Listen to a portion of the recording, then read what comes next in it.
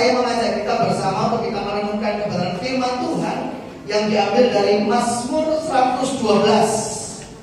Kemarin ramai gerakan 112 gitu kan ya.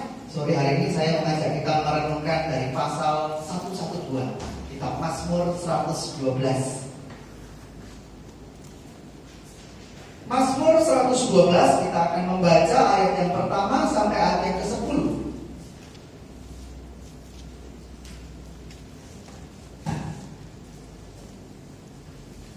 Mazmur 112, saya mengajak kita membacanya secara bergantian. Saya akan baca ayat yang pertama, Bapak Ibu Saudara baca ayat yang kedua. Demikian seterusnya secara bergiliran sampai ayatnya yang ke-10. Diberikan judul perikop di sana, bahagia orang benar. Haleluya, berbahagialah orang yang takut akan Tuhan, yang sangat suka kepada segala perintahnya.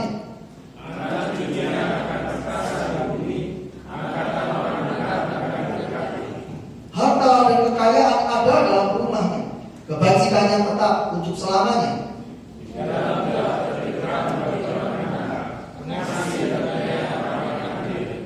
Mujur orang yang menaruh belas kasihan dan yang memberi pinjaman, yang melakukan urusannya dengan sewajarnya.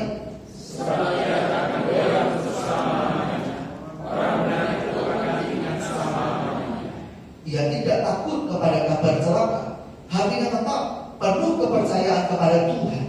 Hatinya teguh, ia tidak takut sehingga ia memandang apa-apa. Ia membagi-bagikan, ia memberikan kepada orang miskin, kebajikannya tetap untuk selama-lamanya. Tanduknya meninggi dalam kemuliaan. Orang fasik setianya, ia meletakkan dirinya lalu hancur. Keinginan orang fasik akan menuju kebinasaan. Amin. Puji nama Tuhan. Bapak Ibu Saudara dikasih Tuhan, adakah di antara kita yang tidak mengetahui siapa Basuki Cahayapurnama? Ada? Basuki Cahayapurnama. Siapa saudara? Basuki yang satu ini memang bikin berita ya, betul? Saudara, pasti sebentar lagi mau pilkada, bukan? Hari Rabu 15 Februari. Saudara, tokoh yang satu ini jadi sorotan bukan hanya Indonesia saja, tetapi dunia.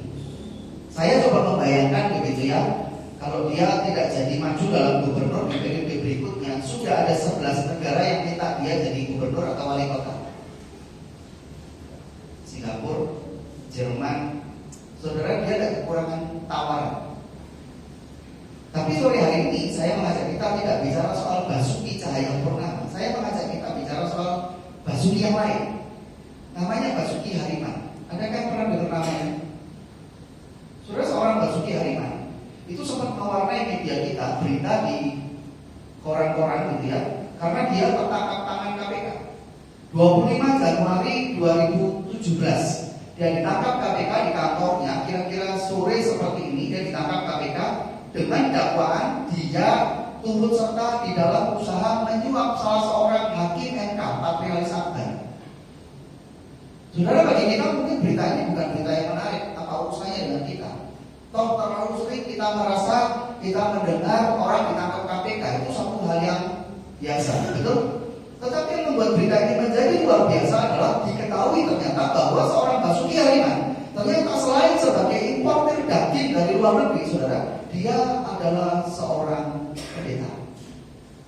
Saudara, kalau kita buka Google gitu ya, kita cari di berita media online, kita cari gambarnya, saudara, ada gambar Basuki Hariman sedang angkat tangan doa berkat di acara Natal 25 Desember tahun lalu.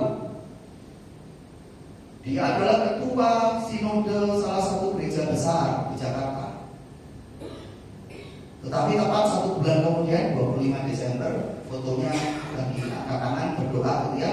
Tetapi kemudian 25 Januari, tepat 1 bulan kemudian, fotonya dia pakai rompi oranye, tulisan apa? Tahanan KPK. Saudara, sore hari ini ayat kita berbicara di ayat 1 apa? Haleluya, berbahagialah orang yang takut akan Tuhan, yang sangat suka kepada segala perintahnya. Permisi tanya saudara, apakah seorang Basuki Hariman tidak tahu perintah Tuhan soal korupsi atau soal penyakit? Menurut saudara, dia tidak pernah mengajarkan kalau Tuhan itu adalah Tuhan yang sangat benci dengan kasus suap menyuap. Saudara, jujur setiap kali saya membaca berita seperti ini, hati saya hancur. Kenapa? Saudara, saya tidak habis pikir begitu banyak orang Kristen yang kesandung masalah hukum, apalagi dia aktivis gereja, apalagi dia adalah pendeta. Apa yang ada di dalam pikiran dia? Saudara, saya tidak dalam kapasitas untuk menghakimi orang, dan saya sore hari tidak mengajak kita untuk menghakimi orang. Kita pun manusia berdosa, kita pun tidak sempurna di hadapan Tuhan, betul? Tetapi kemudian kasus itu seharusnya menjadi cermin besar, menjadi satu pengingat bagi kita. Ingat apa yang dikatakan oleh ayat 10. Ayat 10 tadi mengatakan, orang fasik melihatnya lalu sakit hati, dia menggertakkan giginya lalu hancur. Keinginan orang fasik akan menuju apa, saudara? Kebinasaan. Mau sepintar apapun kita, mau alasan apapun yang kita pakai, ketika kita disebut sebagai orang fasik, endingnya, ujungnya orang fasik itu hanya akan binasa. Saudara, mana di antara dua pertanyaan yang lebih cocok bagi kita? Pertanyaan pertama, apa yang menjadi sumber kebahagiaan manusia? Yang kedua, siapa sumber kebahagiaan manusia? Mana yang lebih cocok bagi saudara? Pertanyaan pertama atau pertanyaan kedua? Sebenarnya ketika kita cenderung setuju dengan pertanyaan yang pertama, apa sumber bahagia hidup manusia, maka tanpa sadar kita adalah orang-orang yang kemudian meletakkan kebahagiaan itu pada yang namanya kepemilikan. Kalau kita sudah punya sesuatu, baru kita bahagia. Kalau sudah punya mobil, baru bahagia. Kalau sudah punya rumah, baru bahagia. Kalau sudah punya istri atau suami yang ganteng, yang cantik, baru bahagia. Tetapi saudara, kalau kemudian kita lebih setuju dengan pertanyaan yang kedua, siapa sumber kebahagiaan manusia, maka kita adalah tipe orang yang lebih menekankan pada relasi. Dan rupanya pemazmur yang menulis Mazmur 112 ini lebih condong memilih pertanyaan yang kedua, siapa yang jadi sumber kebahagiaan manusia? Jawabannya tentu saja bukan manusia yang lain. Jawabannya pasti adalah Tuhan. Kenapa harus Tuhan? Ayat 2-9 kemudian menjelaskan kepada kita bahwa orang yang meletakkan sumber bahagianya kepada Tuhan itu seperti orang yang memegang kunci gudang berlian. Saudara, ada sejumlah berkat-berkat yang begitu besar, begitu luar biasa yang dimiliki oleh orang yang mengutamakan relasi dengan Tuhan. Dikatakan di ayat kedua, anak cucunya akan diberkati, angkatan orang benar akan diberkati, harta dan kekayaan ada dalam rumahnya, kebajikannya tetap untuk selama-lamanya. Ayat 7, ia tidak takut kepada kabar celaka. Betul, orang yang meletakkan relasi kepada Tuhan tidak bebas, tidak lepas dari masalah, tidak lepas dari persoalan, tetapi dia tidak akan kehilangan damai sejahtera karena dia sudah meletakkan kehidupannya kepada Tuhan. Mari kita bayangkan sejenak, orang yang begitu diberkati Tuhan seperti yang dituliskan oleh ayat 2-9. Kurang apa lagi? Mau minta apa lagi? Hidupnya sudah dijamin oleh Tuhan, betul? Dikatakan bahwa damai sejahteranya bukan hanya bisa dirasakan oleh dirinya sendiri, bahkan damai sejahtera itu menular sampai ke keluarganya, sampai ke orang lain. Dia memberi pinjaman, betul? Di masa-masa orang kesukaran, orang lain bingung, orang lain panik, orang lain cemas, dia tetap tenang. Apalagi yang masih dibutuhkan oleh orang yang seperti ini. Tetapi saudara, kalau kita melihat, kalau kita mempertanyakan gimana rahasianya, apa kuncinya? Balik lagi ke ayat 1, kuncinya cuma 2. 1, takut akan Tuhan. Lalu kemudian yang sangat suka kepada segala perintahnya. Saudara, suatu kali ada seorang ibu masuk ke kantor, ketemu dengan satpam di kantor itu, dan dia mengatakan, Pak, tolong saya Pak, tolong carikan saya seorang pembantu rumah tangga yang umurnya 20-an. Saya butuh pembantu yang umur 20-an. Penting nggak Pak? bisa masak, bisa jaga anak. Ada nggak? Oh, maaf ibu, tidak ada itu di sini. Aduh, gimana ya? Ya udah. Yang 30-an deh, yang 30-an ada nggak? Mohon maaf ibu, tidak ada yang seperti itu di tempat. Aduh, bapak ini gimana sih? Ya sudahlah pak, yang agak tua sedikit tak apa-apa lah, yang 40-an dah. Pokoknya yang penting bisa masak, bisa jaga anak. Mohon maaf ibu salah tempat. Ini kantor bank, bukan tempat cari pembantu. Loh bapak gimana sih, tidak percaya? Sini keluar, oke? Apa tulisannya di kantor bapak? Kantor cabang pembantu. Loh, saya cari pembantu lah. Saudara, orang yang salah pengertian itu bisa fatal ya. Betul? Ketika kita mendengar istilah takut akan Tuhan, apa yang ada dalam benak pikiran kita? Apakah takut akan Tuhan itu seperti orang yang naik sepeda motor nggak pakai helm, takut ketemu polisi? Polisi, balik. Apakah orang yang takut akan Tuhan itu seperti maling ayam yang ketangkap, dia begitu ketakutan setengah mati digebukin massa? Saudara, fakta bahwa Tuhan itu adalah raja atas segala raja seharusnya mengingatkan kita bahwa istilah takut akan Tuhan itu tidak pernah bisa dilepaskan dari sikap hormat kita kepada Tuhan, sama seperti kita menghormati seorang raja. Saudara sekalian punya teman kan ya? Punya teman? Punya? Saudara menghormati teman saudara? Kalau kita dengan teman ke rumahnya, soalnya masuk dapur, enggak ya? Tentu saja kita menghormati dia dengan cara apa? Kita menghormati kepemilikannya. Kita nggak sembarangan pakai barang pribadinya, betul? Kita menghormati dia, kita menghormati seleranya. Oh, selera kayak piring bakso terus saya ganti kok satu edit dikit. Kita tidak menghina seleranya, kita menghormati dia. Kita menghormati dia dengan cara kita tidak kemudian membicarakan kejelekannya di belakang. Betul? Itu kita dengan teman yang sejajar, kita menghormati dia. Pertanyaannya, ketika kita menghormati Tuhan, apakah pemahamannya sama seperti kita menghormati teman? Sama atau beda, saudara? Menurut saudara sama atau beda? Saudara, kita tidak pernah boleh lupa bahwa Tuhan itu siapa? Pencipta. Kita ini ciptaan. Dia Allah yang Maha Kudus. Kita ini makhluk yang berdosa. Dia itu Allah yang sempurna.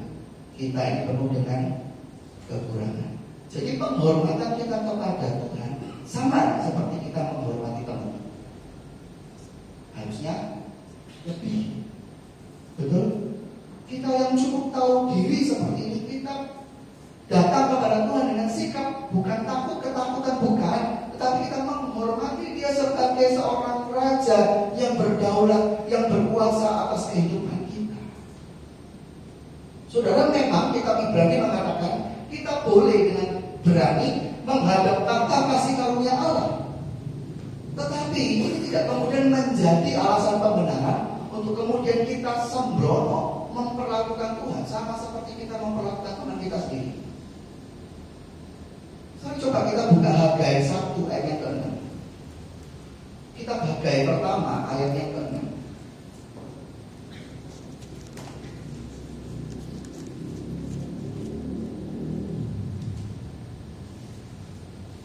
Hagai pasal 1 ayat yang ke-6.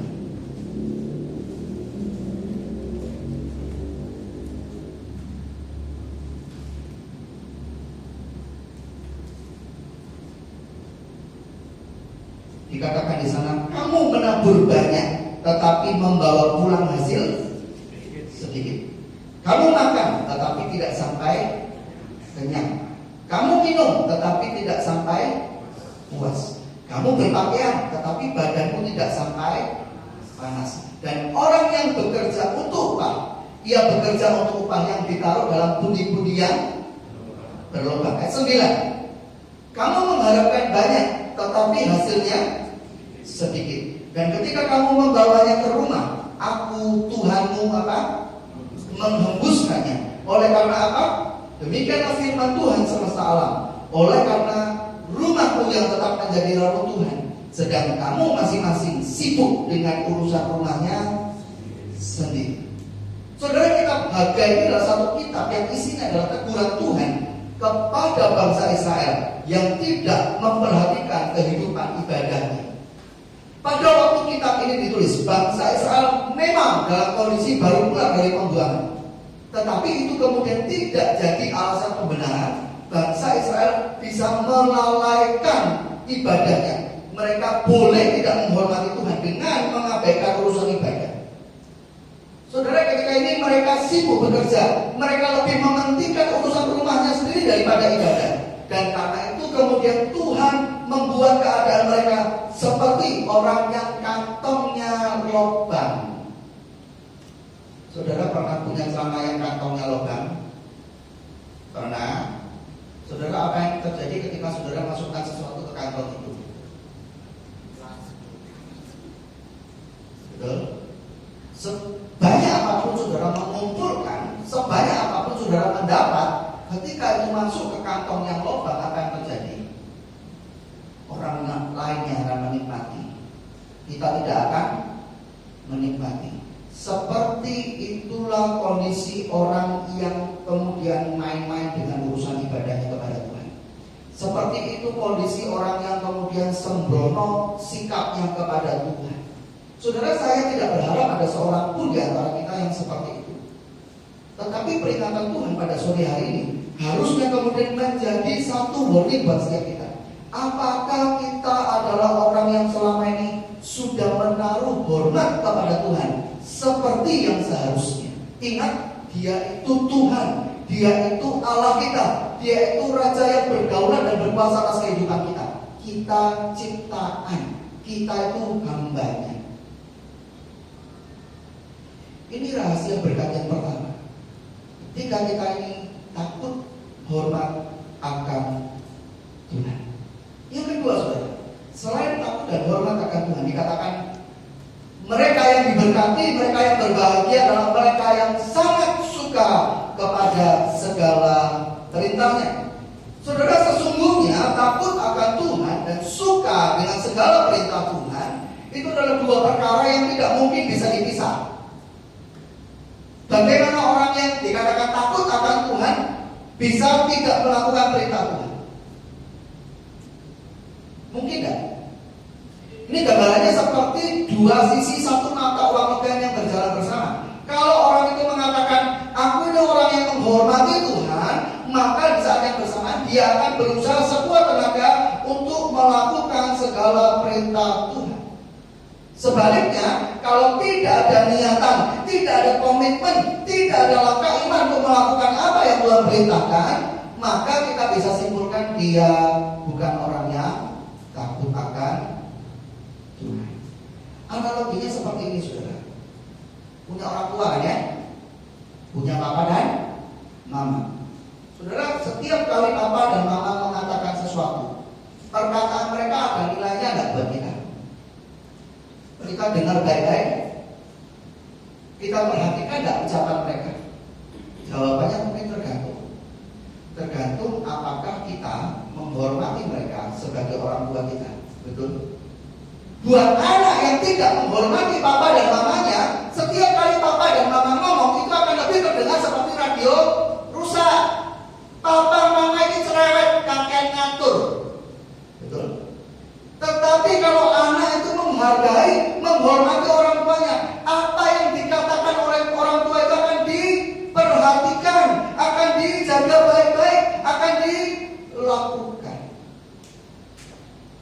Kita tidak bisa mengatakan kita menghormati papa dan mama, sementara di waktu yang bersamaan papa ngomong A, kita jalan B, mama ngomong C, kita jalan D.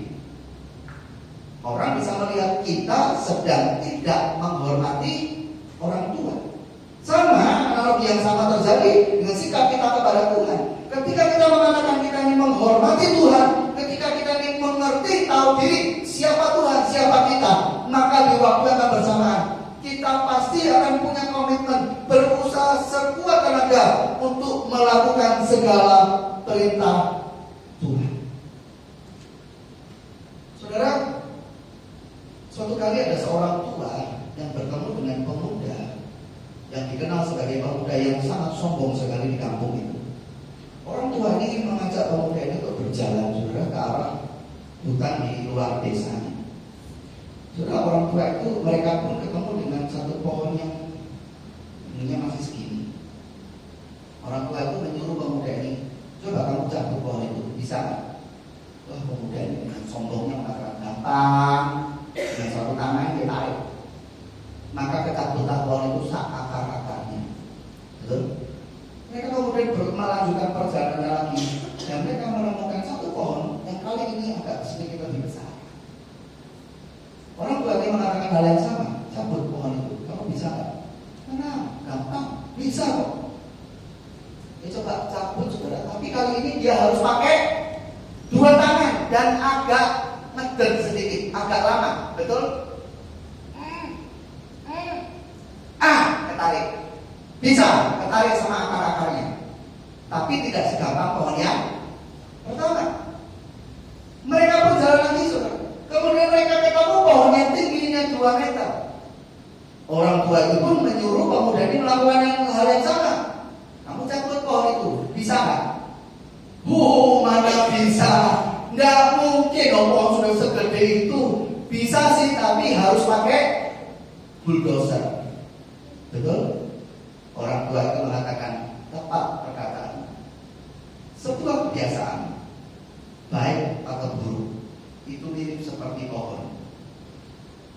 Kalau kebiasaan itu belum terlalu lama, belum berakar terlalu dalam, maka mudah bagi kita untuk mengubah kebiasaan itu. Sama seperti pohon yang kecil. Tapi kalau kemudian kebiasaan itu sudah ditanamkan agak lama bagi kita, maka bisa berubah, bisa, tapi agak sulit, agak lama, seperti pohon yang kedua. Tetapi kalau kebiasaan itu sudah berakar kuat di dalam kehidupan kita, kita tidak akan bisa kemudian untuk mengubah kebiasaan itu di dalam diri kita. Saudara, ketika kita bicara soal melakukan segala perintah Tuhan, mungkin ada di dalam diri kita yang berpikir, yang merasa, mana mungkin ya kita bisa melakukan segala perintah Tuhan? Gak mungkin ah. Gak mungkin kita bisa melakukan semua perintah Tuhan. Permisi tanya, saudara, siapa di antara kita yang percaya bahwa Allah kita adalah Allah yang sempurna? Allah yang sempurna ini bisa salah guru kita kan? Waktu Allah yang sempurna itu menyuruh kita lakukan segala perintahnya, itu perintah yang mustahil gak, saudara? Berarti, saudara, ketika kita mengatakan, oh, tidak mungkin manusia bisa melakukan segala perintah Tuhan, di saat yang bersamaan orang itu sedang menghina orang yang nyuruh. Betul? Dia sedang meragukan pihak yang nyuruh. Saudara, sama seperti pohon dari kecil agak besar menjadi besar. Bicara soal melakukan perintah Tuhan pun dibutuhkan proses, dibutuhkan waktu, dibutuhkan usaha yang harus dimulai dari yang sederhana. Ada nggak orang yang ujung-ujung instan bisa melakukan segala isi Alkitab? Ada? Tidak ada. Saudara, tidak ada satu manusia pun walaupun dia bergelar doktor teologi yang secara sempurna langsung bisa mengerjakan seluruh isi Alkitab. Siapapun dia harus mulai dari yang kecil. Masalahnya sekarang apakah di dalam kehidupan kita itu punya komitmen untuk melatih diri sendiri menjadi pelaku firman? Apakah dalam setiap minggu selesai ibadah seperti ini kita kemudian melatih diri kita sendiri untuk melakukan satu atau dua hal yang kita tahu harus kita kerjakan? Contoh seperti yang kita bahas pada sore hari ini. Kita bicara soal menghormati Tuhan. Oh, Tuhan pulang dari sini, aku mau berkomitmen melatih diriku tidak terlambat. Contoh, tidak terlambat. Ini salah satu bentuk menghormati Tuhan, betul? Tuhan pulang dari sini, aku mau lagi dalam hal memberikan persembahan. Tuhan, dalam hal ibadahku, aku mau lebih sempurna lagi dalam kesiapan fisikku. Aku tidak baru siap-siap 5 menit sebelum jam 4, tetapi aku siap-siap hari ini. Kondisi fisik, konsentrasiku, capekku, aku sudah persiapkan baik-baik sehingga di gereja aku tidak pindah tidur. Saudara, selalu mulai dari yang kecil, selalu mulai dari yang sederhana. Masalahnya, apakah kita punya komitmen untuk itu?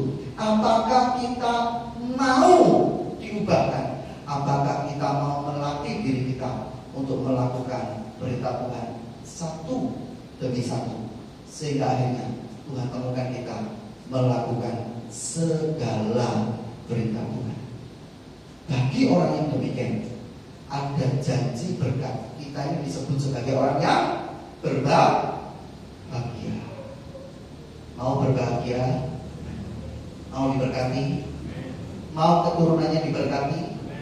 Mau hidupnya dimuliakan Tuhan? Rahasianya apa? 1, hidup takut akan Tuhan. 2, melakukan segala perintah Tuhan. Kata segalanya jangan dihilangi, saudara. Kenapa? Kita cenderung milih sing enak tak lakukannya, sing rada gak seneng tak tinggal lah. Kan manusia gak sempurna. Alasan 1001, saudara. Ingat yang kedua ini, segala perintah Tuhan. Saudara, suatu kali ada seorang karyawan kantor datang kepada saya dan mengatakan demikian. Kok rasanya di kantor itu ada yang aneh ya? Ada yang aneh. Apa tuh yang aneh? Ini loh, di kantor ini kok tiba-tiba buka lowongan terima karyawan yang baru. Padahal katanya penjualan lagi sepi, bisnis lagi lesu. Kok perusahaan buka lowongan baru ya? Ada di antara saudara yang pernah memperhatikan kondisi seperti itu? Saudara saya yang cukup peka dengan kondisi ini langsung ngomong, kamu siap-siap di PHK ya? Coba medeni loh Pak, kok gitu? Oh iya, logika sederhananya gini aja. Kalau kantor memasukkan karyawan yang baru dengan kemampuan yang sama, itu apa artinya? Itu artinya manajemen menganggap bahwa pegawai yang lama tidak produktif, tidak menguntungkan, tidak lagi dibutuhkan. Kalau pegawai yang lama sudah tidak menguntungkan, tidak lagi dibutuhkan, apa yang akan terjadi? Tunggu saja, 3-6 bulan ke depan akan ada PHK. Saudara, coba kita buka Matius 5 ayat 13.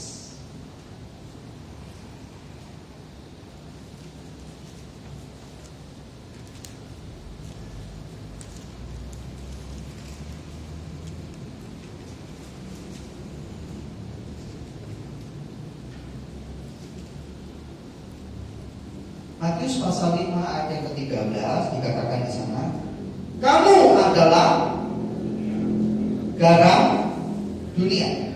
Jika garam itu menjadi tawar, dengan apakah yang diasinkan? Tidak ada lagi gunanya selain dibuang dan diinjak orang. Saudara, siapa di antara saudara yang mengalami masa kecil di tahun 90-an? Mengalami? Saudara tahu siapa Superman, Google 5, Ultraman, Saras 008, Spiro Sableng? Hafal ya? Siapa mereka, saudara? Superhero, pahlawan, dicari-cari anak-anak se-Indonesia. Betul?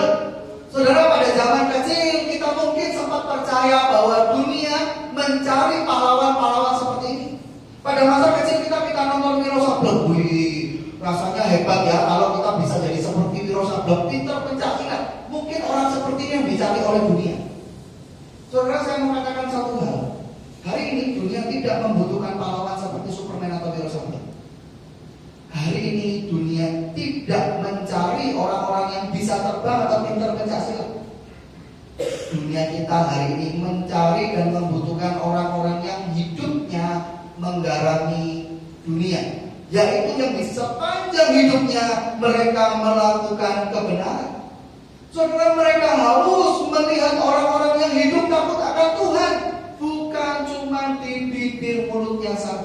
Mereka perlu bukti. Satu hal yang jadi pertanyaan buat kita adalah, apakah selama ini kita adalah orang-orang yang melakukan perintah Tuhan? Kita suka dengan perintah Tuhan. Kita sungguh percaya bahwa di antara pilihan yang ada, di antara keputusan yang harus kita ambil setiap hari, keputusan dan pilihan terbaik adalah mempercayakan diri kita kepada Tuhan.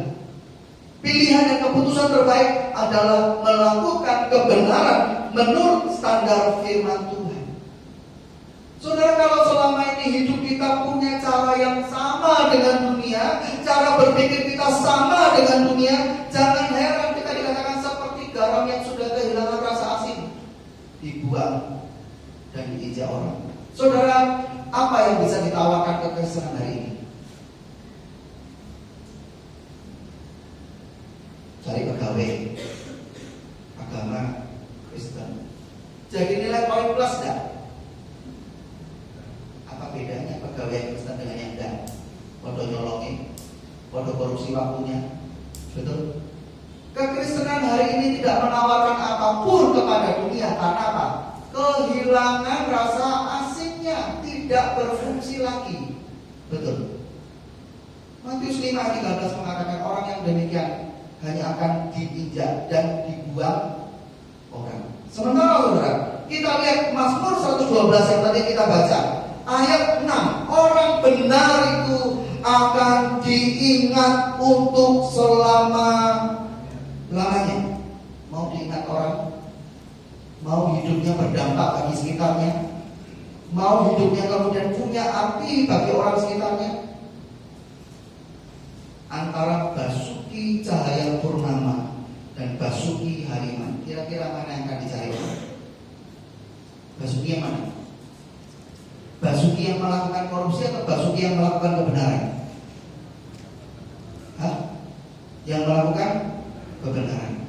Kalau dia bisa, kenapa kita tidak? Biarlah setiap kita pada sore hari ini mengambil komitmen untuk kita suka melakukan segala perintah Tuhan. Kiranya Tuhan memberkati.